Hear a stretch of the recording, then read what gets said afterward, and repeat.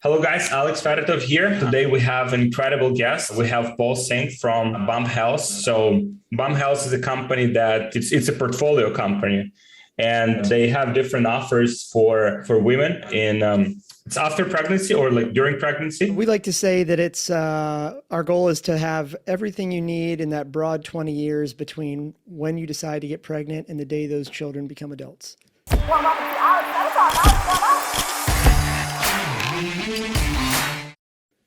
So portfolio company, they have subscription boxes, they have physical products, media, and the company is bootstrapped. So no funding so far. Nope, we are bootstrapped, Wow. and we think more people should build companies like that. Wow. And profitable to the tune of $40 million in 2021. And these guys have consistently grown revenue, basically doubling every year for the last 4 years, and they don't intend to stop now. Yeah, Paul, I mean, I like to say we aim for 2x growth every year. Sometimes we hit 1.5, sometimes we hit 2.5, but it averages out to about 2. So yeah, we, we keep going. And you come from the experience. You come from the we just had a brief chat before this, like angel investing, kind of like venture capital stuff like that. Yeah, it's always hard to kind of explain, the last 20 years of my life in 2 minutes. But yeah, I like to tell people I wear two hats. The first hat is, I'm the co-founder and over at Bump Health. And then the other hat that I wear is about 15 years ago, I started a sort of a little family office called Results Junkies. And what we primarily do on that side of the house is we try to invest in about 200 new companies every year. And just like I told you about the growth on the business side, sometimes you hit 220 investments, sometimes you hit 160, but it always averages out. Wow. And so like that experience, so you've had that and kind of like using that experience, like seeing so many companies and obviously some of them obviously fail as in business, it's like probably 80-90% of them or kind of didn't do that well, but then some percentage. Do you think the experience was that help you to scale Bump Health so fast in short period of time? If I understand the question right, I think the answer is yes. I think that, I think entrepreneurship is hard to teach, but I think it's easy to learn. I think the absolute best way to become a better entrepreneur is to start something.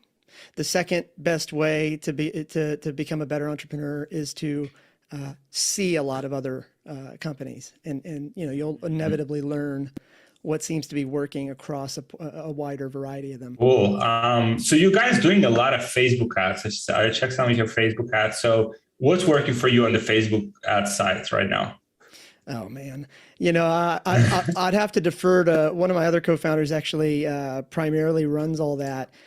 So I would be speaking above my pay grade if I told you anything like that. But I think that we, like many other companies, started out with a lot of our focus on paid channels like Facebook and Google and all the other things.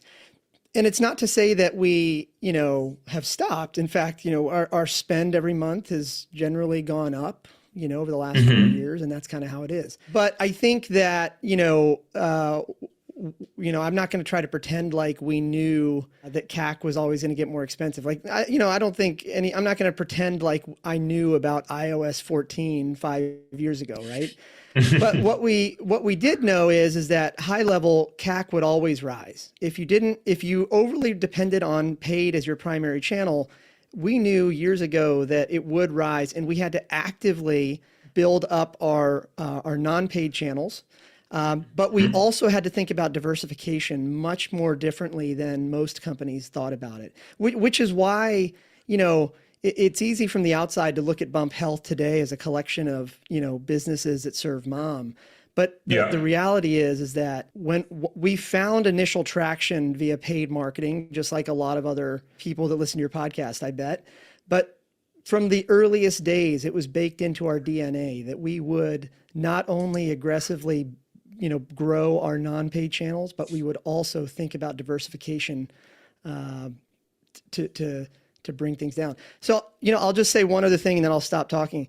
That one of the top 4 numbers we look at internally every day is blended CAC.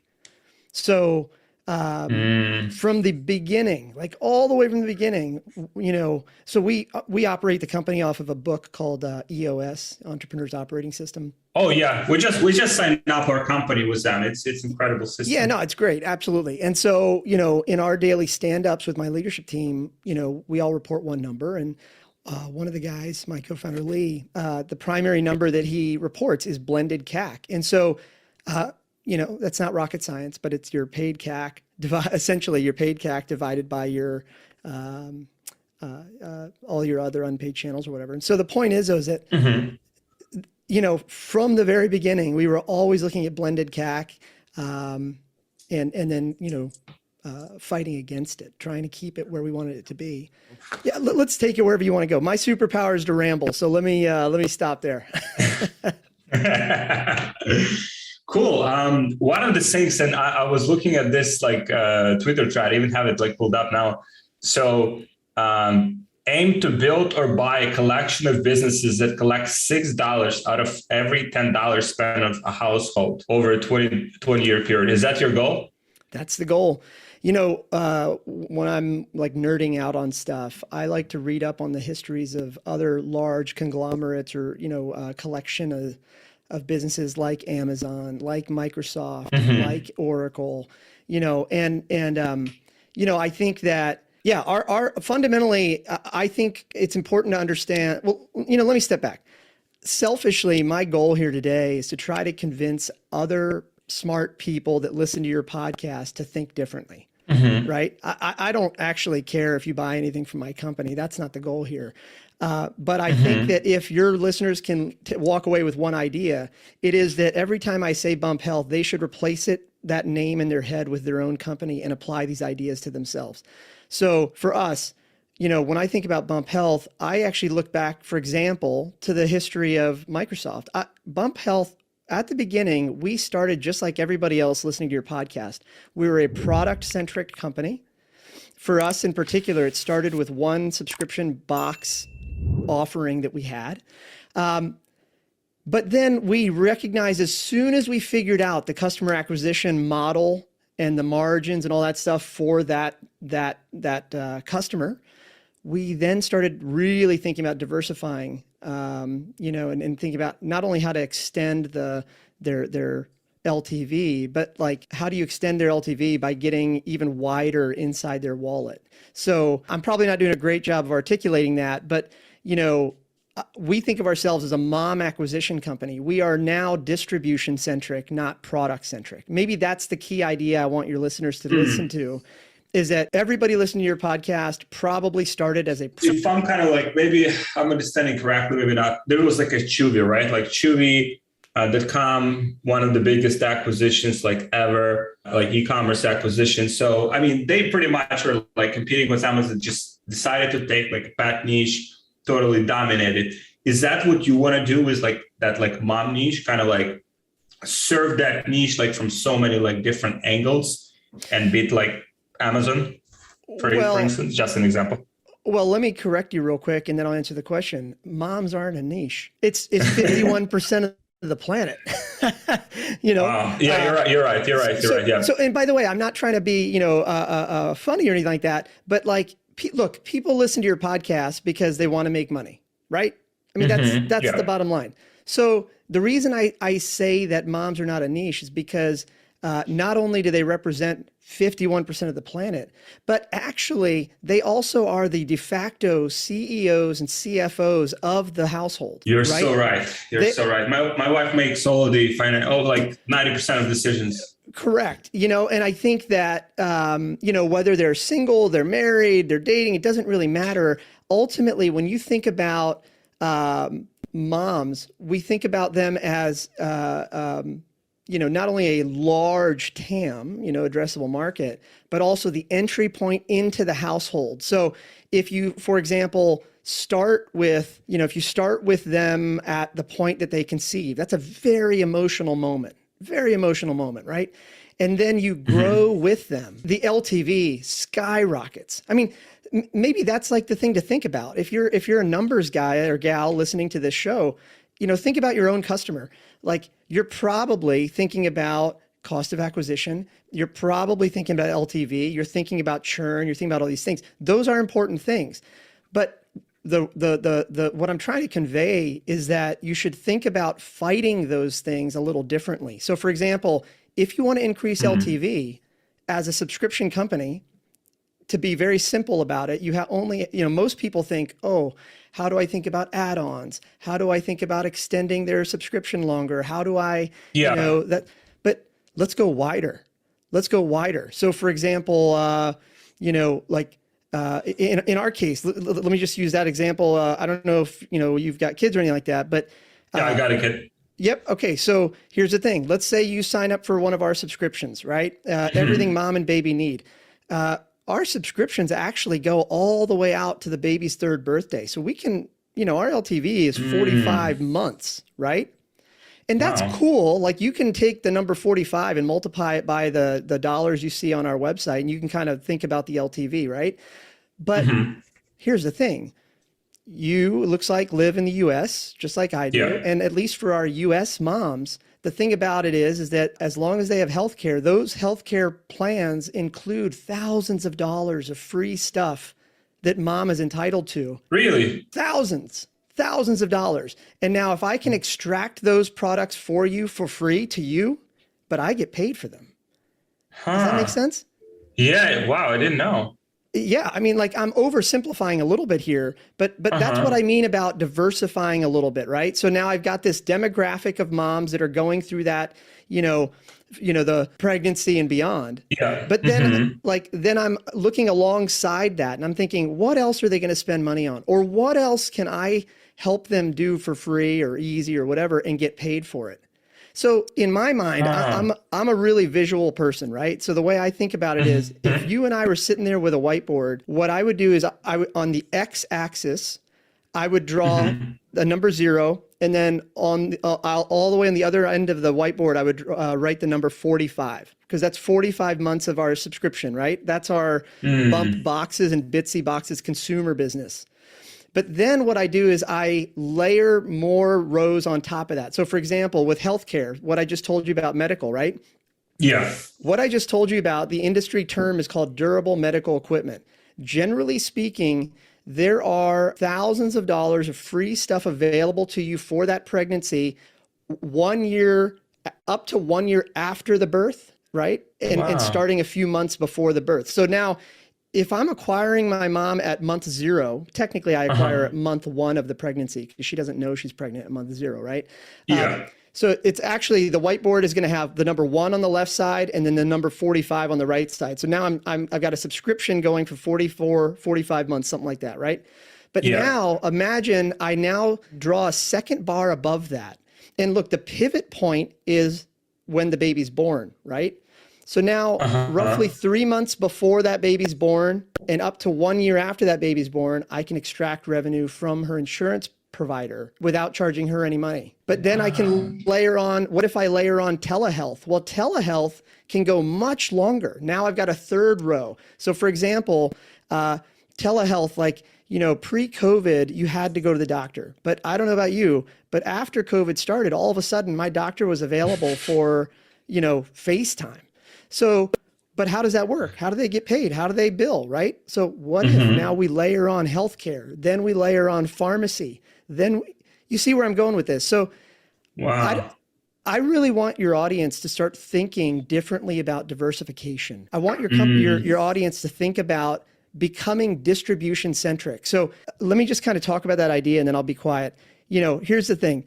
Let's go back to the days of Microsoft. Right? Maybe that's not a cool company now or whatever, but hear me out. Yeah. Like I study a lot of these guys. So for any of the history buffs here, I'm going to paraphrase, don't kill me.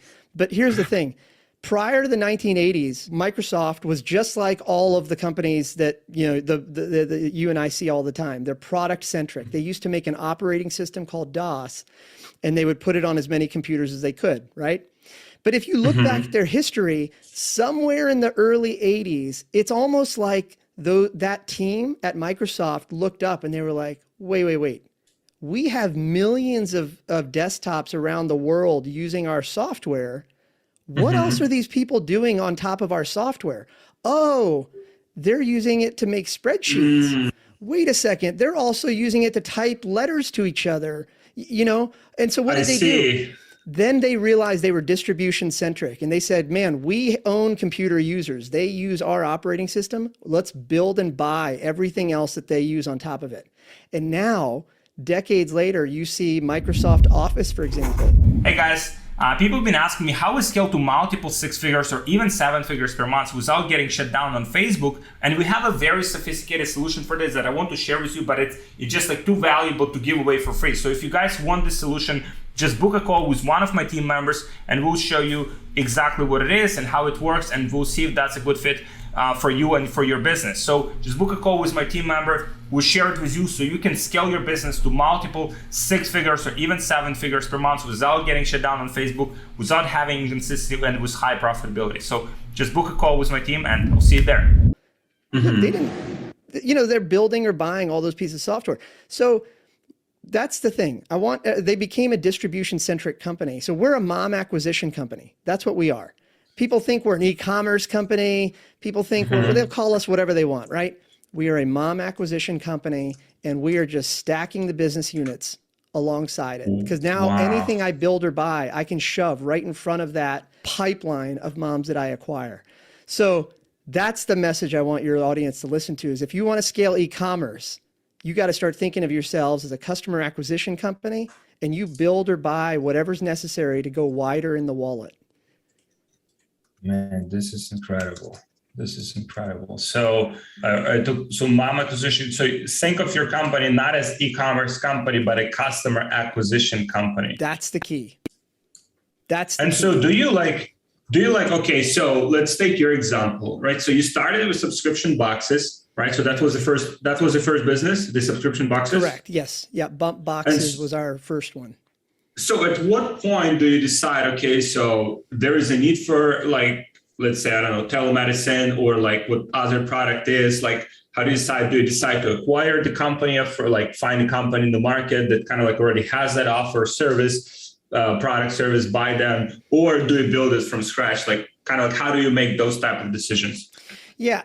Well, let me be honest with you. So we're here at the beginning of 2022 talking about this together. And what I would tell you is that if you look at the last 4 years of our history, all of the buying that we've done has primarily been distressed, meaning that we would find companies that were struggling, do what was necessary. You buy them at a good multiple. Well, you don't pay multiples if they're distressed.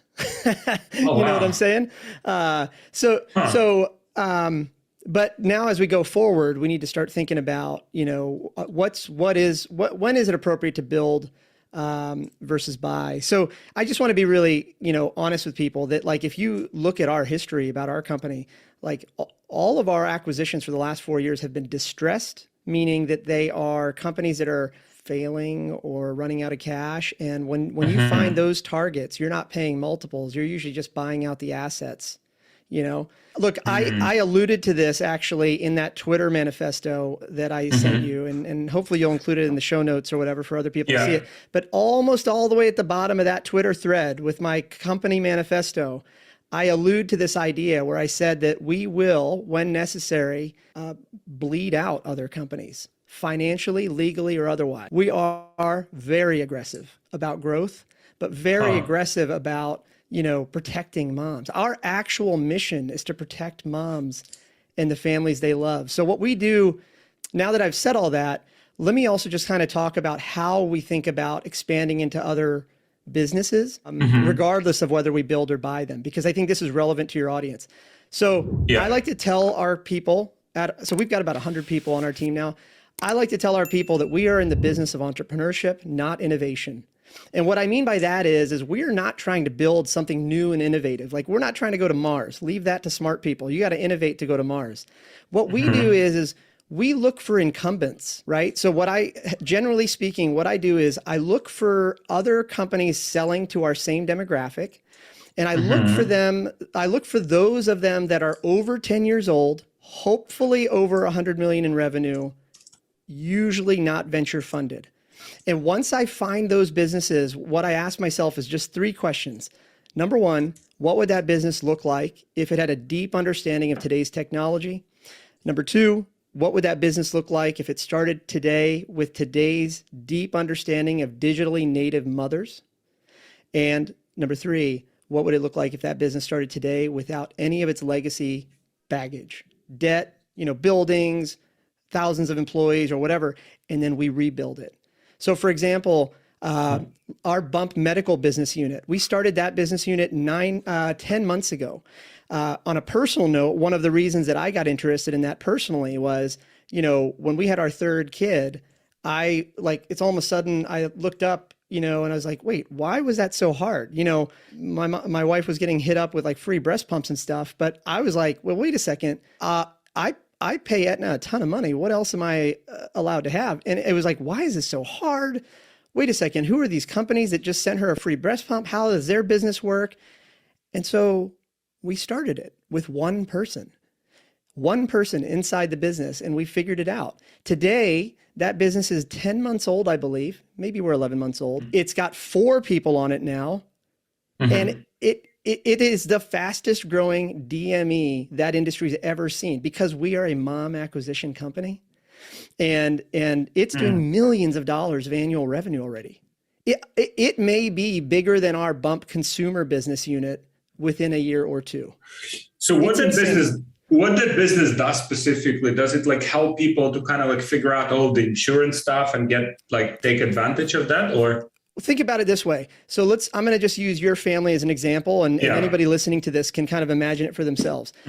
All we do is we find out who your insurance is through, and then using technology, we tell you exactly what you're owed.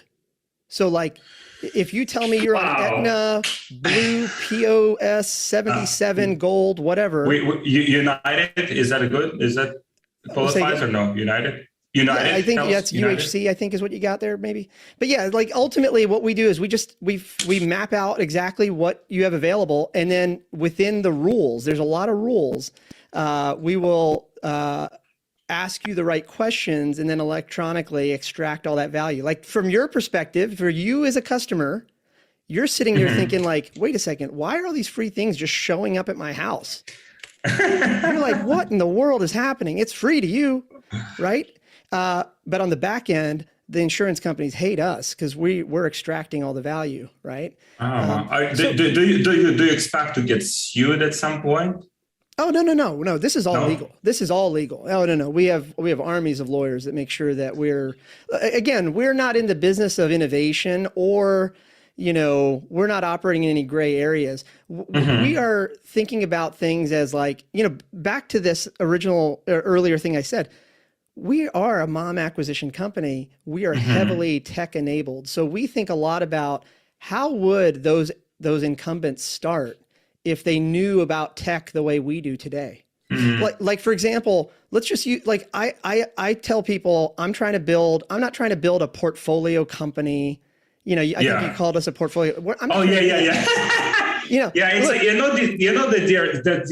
there's these companies like D2C portfolio. They buy like brands and stuff, but it's pretty much all about physical products. They're all kind of like I'm trying to be Procter and Gamble, man.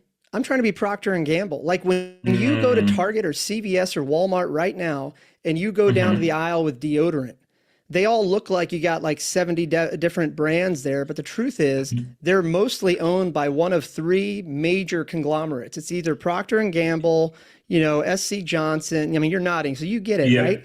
Like our ambition is to be that size. I mean, look, Procter and Gamble is 187 years old. And I think at market close yesterday, it was something like 80 billion in revenue, almost 400 billion in market value. So to me, the way I think about e-commerce, like here's the thing. And like, I know we're probably going a little long here, but here's the thing. Your audience, if you want to like, hopefully they don't get pissed off when I say this.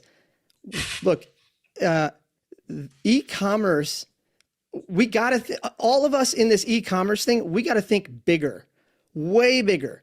Here's the thing, like Procter & Gamble and many other large companies like it have been around for 100+ years old. Yeah. Right. Yeah. And on the other side, like if you and I were having beers or whatever, right, and we were average entrepreneurs, we'd be like, hey man, like that e-commerce company, they just they went public at $1 billion market cap. Like, F that. Like, if we're going to go take a swing as e-commerce people, right? Let's go bigger. Like, if you can make $1 of revenue, you can make $10,000 of revenue. If you can make 10,000, you can make $1 million. If you can make $1 million, you can make $1 billion. Let's go bigger, right? Like, here's the other thing, by the way. You and I both know, everybody listening to this also knows how fast e-commerce companies grow. So if it took Procter & Gamble 187 years to get to a $400 billion market cap, it's not going to take me 187. I think we can hit that. If we go public, I think we could hit that. I think we could hit it in 7 to 10 years, right? Wow. Now, look, even if I'm wrong, maybe it'll take me 20 years, but it's not going to take me 187. So what I'm curious, it's probably like the most exciting like conversation I've had like last like 3 years, So what what got you to be thinking this way? What got you to be thinking this bigger? Like seeing on this side of businesses, or just like getting pissed, like to think small? Like what got you to think in those categories? I would be lying if I told you I knew the answer to that. My brain is just wired kind of weird. The thing I think a lot about though is like, why can't we? Like, I guess here's the thing. I think I've always been an optimist. And here's my thing. Like, anybody listening to this podcast has been around negative people. And if you really think about it, most of the people you deal with on a day-to-day basis are negative. They call themselves realists, right? They're like, oh, I'm just being a realist. Like, F that. Here's my thing. I think pessimists look smart. And I think optimists get rich, because the pessimists, they're trying to look smart. They're trying to say, oh, Alex, here's the 77,000 ways you didn't think that you're going to fail, but let me help you because I'm like smart. I'm a pessimist. I'm smart. I'll help you. F them. Because as optimists, I only have to find one way to make it work. Does that make sense? This is wow. This is gold. See, this is why you said at the beginning, like now that we know each other a little bit, I hope this doesn't come across as disrespectful. You asked a question about like, hey, our Facebook ads, we do a lot of ads. Yeah. Like, what's working, right? It's the wrong question to ask. Yeah, I know. And no offense to you, by the way. I'm just giving you a hard time. But I'm going to just use this as an example because I want to give the audience one more thing to think about. And that is that look, we all are affected by this whole iOS 14, rollout that happened last April, right? Yeah. Like everybody's like lying to each other, oh, things are going good. I found a great hack, whatever. But the fact of the matter is CAC is 3 to 5x higher on average for my portfolio companies right now, including for us, right? And here's the thing. If you think you're going to outsmart Facebook, I don't know what to say to you, right? And look, what you should be worried about is the fact that it's probably only a matter of time before Google and some of the other big platforms lock down as well, or make it harder, right? Like everybody's like, oh, TikTok. Yeah, that's fine. Like exploit it while you can, but like CAC will always be rising. So I want to kind of just pull people back to that thing that I said way back at the beginning when you asked that question. And that is that from the earliest part of our business, in our DNA, like we never anticipated these changes. We just knew that CAC would always rise, right? Everything gets more expensive. Everything, gas, CAC, everything, right? What are you going to do about it? And that's the real question people should ask themselves, because the truth is CAC's going to keep rising. It's going to get more aggressive. But like the reality is, I think if you really start to think about this stuff, I believe in my heart that your listeners are going to inevitably come to the same conclusion that I did, which is that if you want to fight CAC, you have to think about going wider. You have to go wider. So I know this is going to sound like this is off topic, but I'll give you an example. Walmart the other day well, maybe it was a couple weeks ago, Walmart announced that they were going to start with, a delivery service. So not only to deliver their own stuff, but, they could deliver other people's stuff, kind of like fighting, Uber Eats and DoorDash. Okay. Starting to fight that, right? Oh man. Well, then the internet goes crazy. Like, Walmart, you're so dumb. Da da da. Are you like, no, it's rational. Look, here's the thing. Their CAC was rising. And at the same time, so I actually have a podcast of my own as well. My co-host there, Ed, owns, thousands of restaurants or whatever. And here's the thing, like what I've learned about these delivery services is that, he was telling, so he's got some anyway, I'm not trying to promote my thing, but here's the thing. He's got we'll try, so, guys, we'll link the podcast. We'll link the podcast somewhere. Go and sign up and listen. And please subscribe. Do. Yeah. Like, here's the thing. He was telling me just on today's episode earlier today was that at 700 of his restaurants, 50% of their revenue comes from customers they've never met or seen. They're coming through the DoorDashes and the Uber Eats. Look, you may not, your listeners right now, you're probably thinking like, what the hell does this have to do with me and e-commerce? It has everything to do with it. And it's because of first party relationships. Does that, you see where I'm going with this? Yeah. So basically people buy like through what you said is like people buy through DoorDash or like Uber Eats, and then they come to the restaurant. So they try the food first, like online or no, or they don't come in. They don't come in. So like he was telling me 50% of his revenue at 700 plus restaurants. Wow. 50% of his revenue is coming from these third-party services, and he has no direct relationship with the customer. Wow. How crazy is that? But when you start to think about that, no wonder Walmart's stepping into this, because the reality is if they can start to take away the direct relationship with the other customer vendors, base. Well, that's what Amazon did, right? Like with FBA. Yeah. What do you think Walmart's going to staple to the outside of the bag? It's going to say Walmart ads on it, isn't it? Here's the thing. The reason I'm bringing this up, one more idea that I hope your audience takes into account is that this whole e-commerce thing, we got to stop calling ourselves e-commerce, because the big boys, they think we're like that, some little tech nerds or whatever, e-commerce, whatever, right? Here's the reality. The future of retail belongs to those that own the affinity group. Let me say it again. The future of retail belongs to those that own the entire affinity group. I own moms. I own the mom affinity group, right? So, for example, you said you had a kid. I am sure you guys have at some point shopped at like Carter's or Oshkosh, right? All these retails. Yeah. We're subscribed to Kiwi, like, they have the educational stuff. Yep. Kiwi Crate. Yeah, I think I'm an investor in that one too. But anyway, the thing is though, is that like, look, I'm not saying that those retail brick and mortar companies are gonna die. I'm not saying that. But what I'm saying is that e-commerce, we as an industry need to start looking, acting, and thinking like the big retail folks, because it is more likely that we will take over retail than it is for them to take over e-commerce. Does that make sense? Yeah. Like I know this is a half-baked idea, but I think the words we use limit us, right? So, like, for example, when you say like, when I say like, I don't know, I'm a skinny Indian guy. Well, that like psychologically, that's going to bake into my head. And now like I'm not thinking about bodybuilding, right? Like it's become self-limiting, even though I didn't admit that to myself. It's become self-limiting. The same thing goes for e-commerce. Like, I hate it when people call themselves e-commerce, because what they've done is limited themselves to some little box, even though they won't admit it to themselves.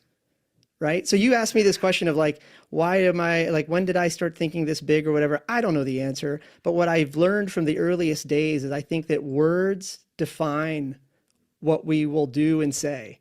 And if we say we're e-commerce, then it's hard for us to think bigger than e-commerce.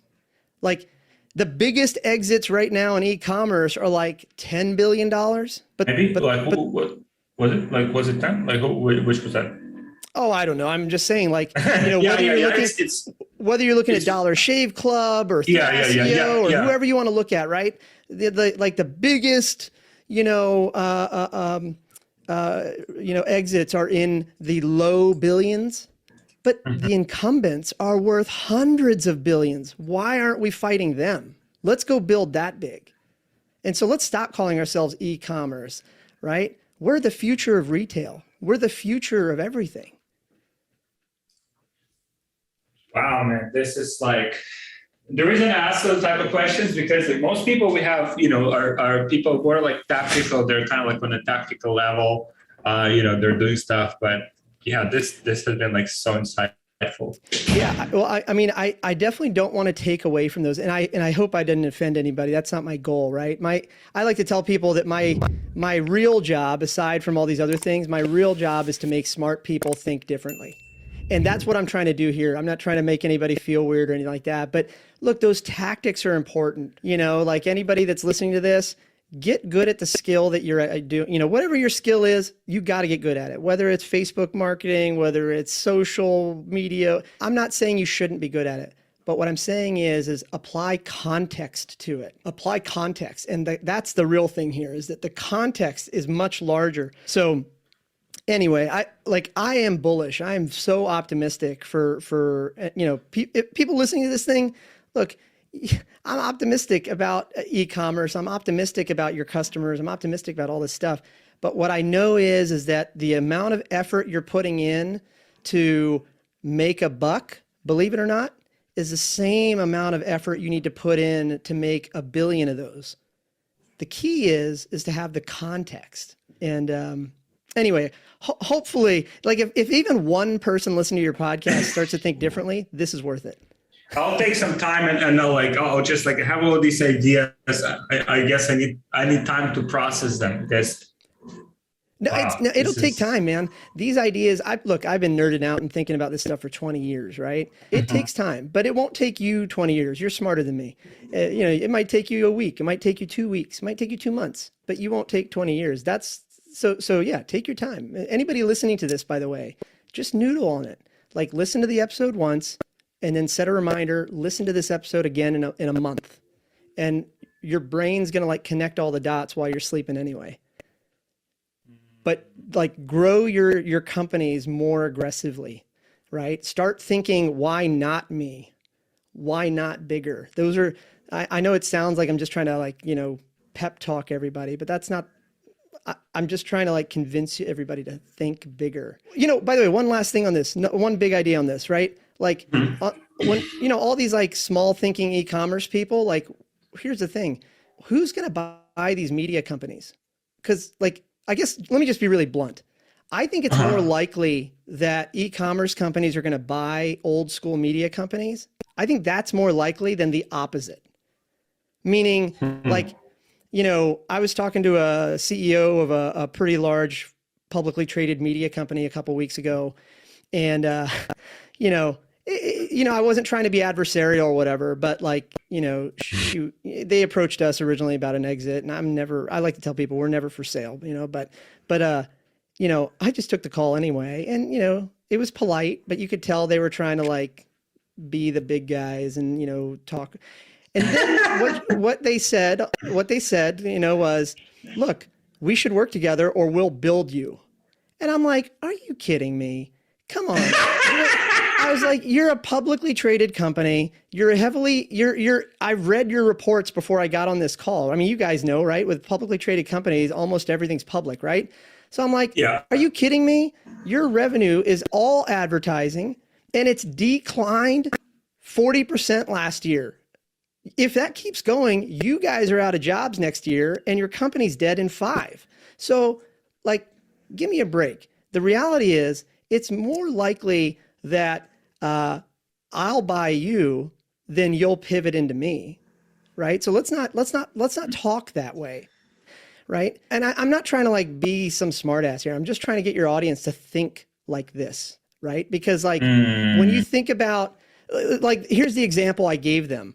I was like, look, I know one of your biggest advertisers is X. I also know that one of my newest business units is designed to destroy X. And within 10 months, we're at 10% of their revenue. And I think within like the next 24 months, we'll eclipse like you're right now, you're getting like $3 a lead off of them. I'm getting thousands of dollars per customer. Which business is better? You tell me. And so like, that's the thing. Like, let's start thinking bigger. Why can't we think about like, more aggressive tactics like this, right? Wow. Like I have a good question for you. I mean, I don't know if you consider it good. Like, I mean, your criteria gets very high, and it's okay. You're at 40 million a year, growing fast, profitable, bootstrap. If you want to grow like fast, right? I mean, and if you wanted to get like funding, you want to get like capital, right? Like probably like with these numbers, you could get like probably 100 million. Like I don't know, you get a lot of funding to grow even faster. Why you don't want to do that? So let me just make sure I understand the question. Is the question like, why wouldn't would we grow faster if we had money? Yeah. I don't know. I don't think we would. No? Look, our biggest resource, our biggest holdback, or the thing that slows us down the most really is just recruiting like-minded people, and having $100 million in the bank or whatever is not going to solve that. I see. So, on the investing side, let me answer your question a slightly different way, because I think this is an interesting question, by the way, because everybody that I meet thinks they have to raise money, right? Yeah. But here's the thing. Here's a trick question I like to ask other investors. People are like, oh, Paul, you do 200 deals a year. How do you do it? Right? I'm like, that's the wrong question. The question you should be asking is, why isn't everybody else? I think it's because people don't quite understand. Well, they're not thinking big enough, but they also don't understand venture economics. But here's the point. The trick question I ask them is, what do you believe is the differentiator between an investor that can generate 1,000x return on their portfolio versus an investor that, fails and loses all their money? And just to kind of save you some time, what everybody always says, oh, it's capital, deal flow, and judgment. Capital, you need money to do this. And deal flow, like you got to like no deal, and then judgment, you got to be smart. And I'm like, no, that's dumb. No, you're wrong. You need access. You need access. If the founder of the company that you should be in doesn't even know you exist or like you, doesn't matter how much money you have, right? So it's about access. Access is the differentiator between investors that make billions of dollars in returns versus mediocre failures. And the same goes for the people listening to this audience. You think money is going to solve your problems, but the truth is, if you can't solve if you can't get the business an inch off the ground with no money, more money's not going to help. Money multiplies whatever's already happening. So if you're already failing, you will fail faster. If you're growing, you could grow faster. But the truth is, like, if you wired me $100 million right now, I wouldn't even know what to do with it.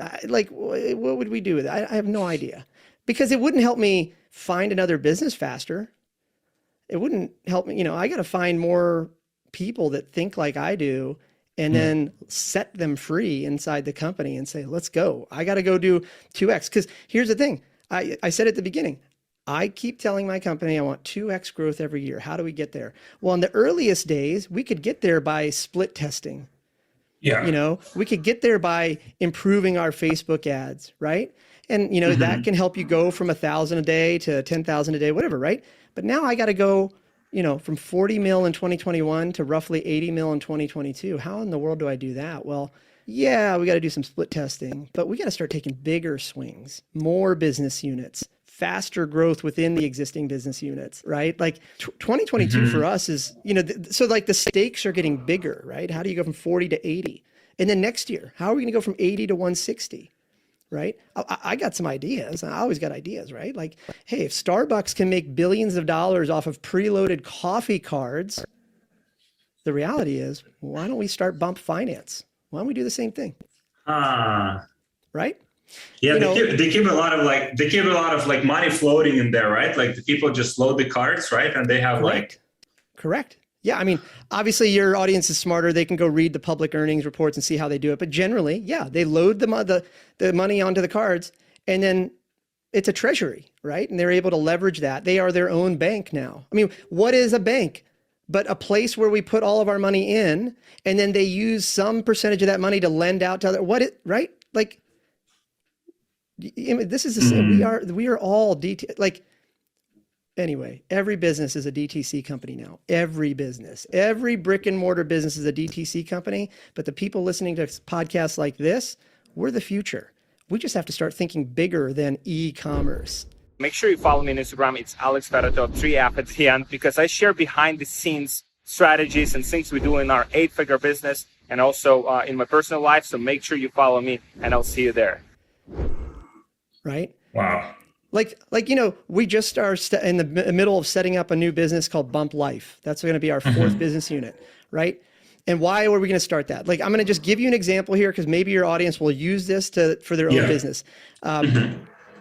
Bump Life. Well, here's the thing.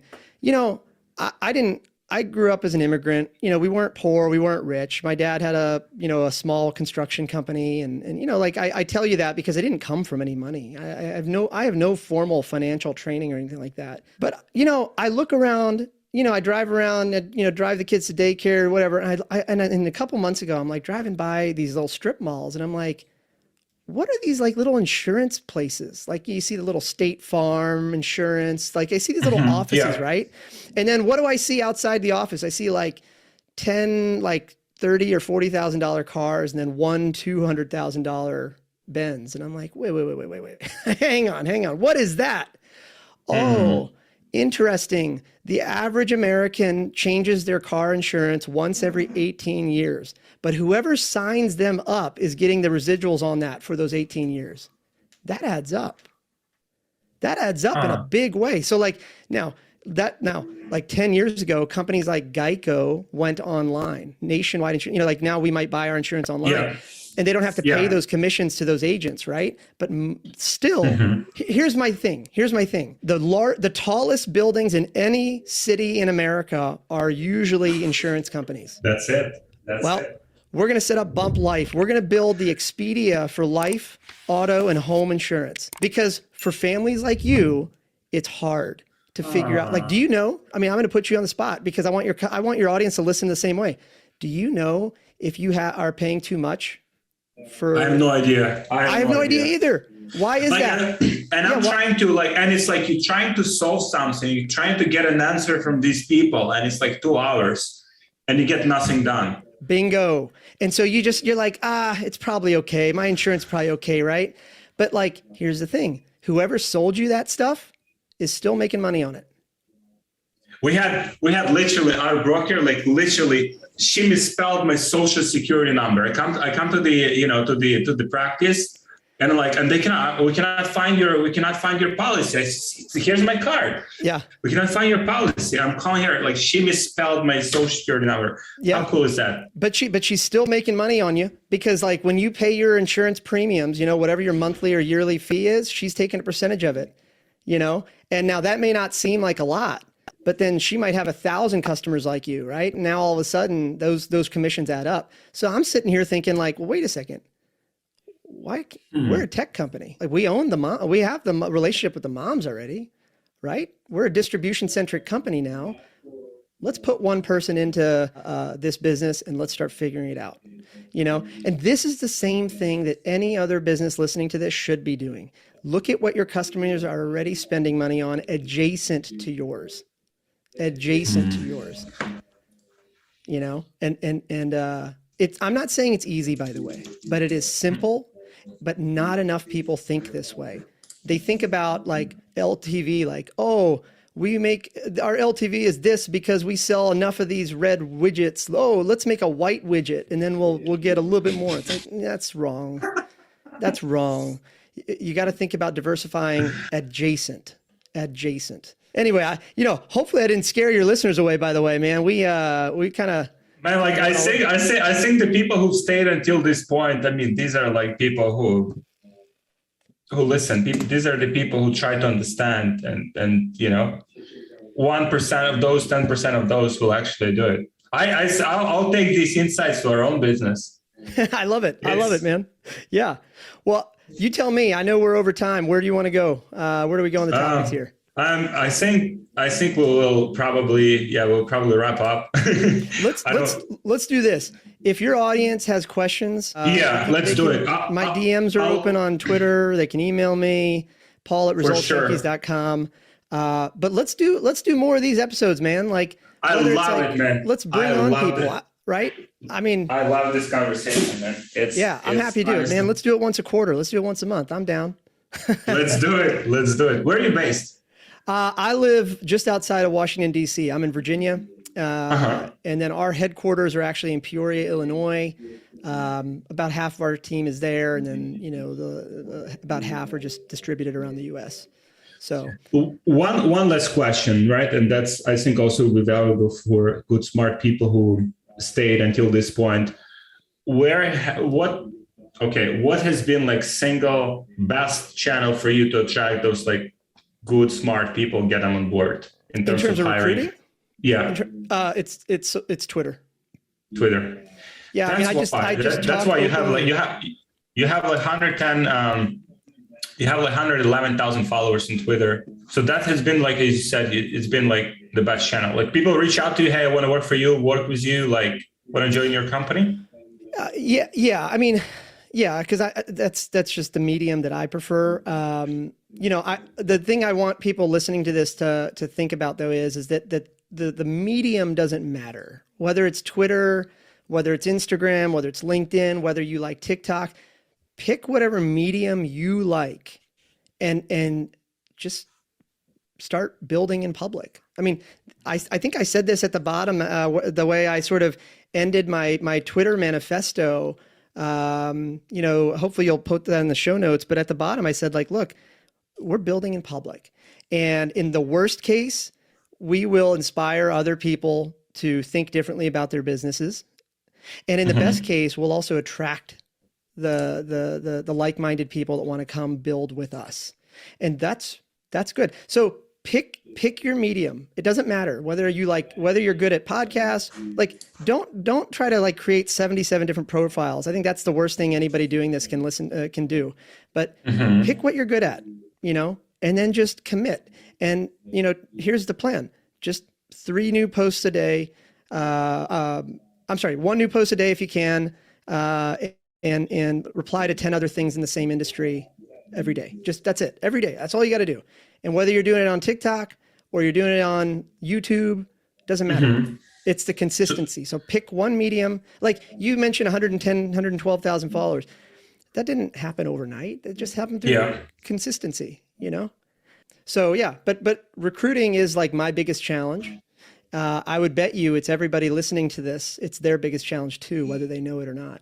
You're not going to get, if you're still listening this long, if you are even just for a second thinking about maybe you agree with me now that like, hey, let's aim bigger. If you agree with me, you have to understand that to get there, you're not going to be able to do it alone.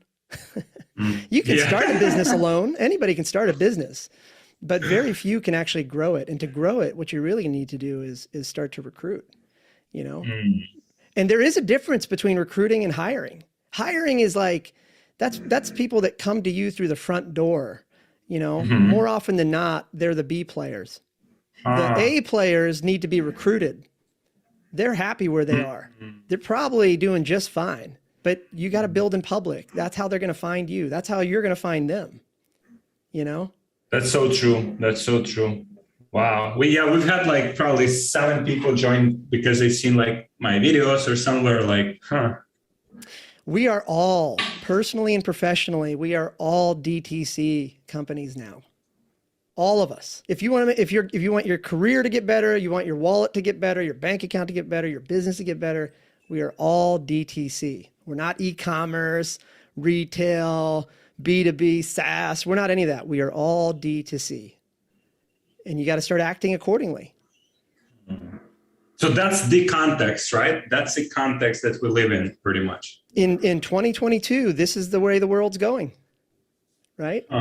Like who you knew, like 25 years ago, who your dad, was determined what opportunities you had available to you. Today, because of social media, your audience is really, going to determine what opportunities are available to you. Right. And you don't need 100,000. The one blog post that changed my life, I hope anybody listening to this will read it. If you Google 1,000 true fans, I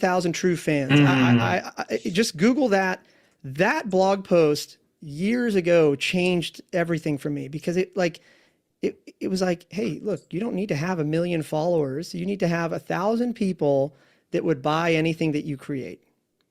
And that's an interesting way to look at it. So anyway, I'm curious, man. I hope people stayed this long. If you look, for anybody listening this long, if you love it, I hope you'll share these ideas with one person. If you absolutely hated it, share this with 10 people you hate.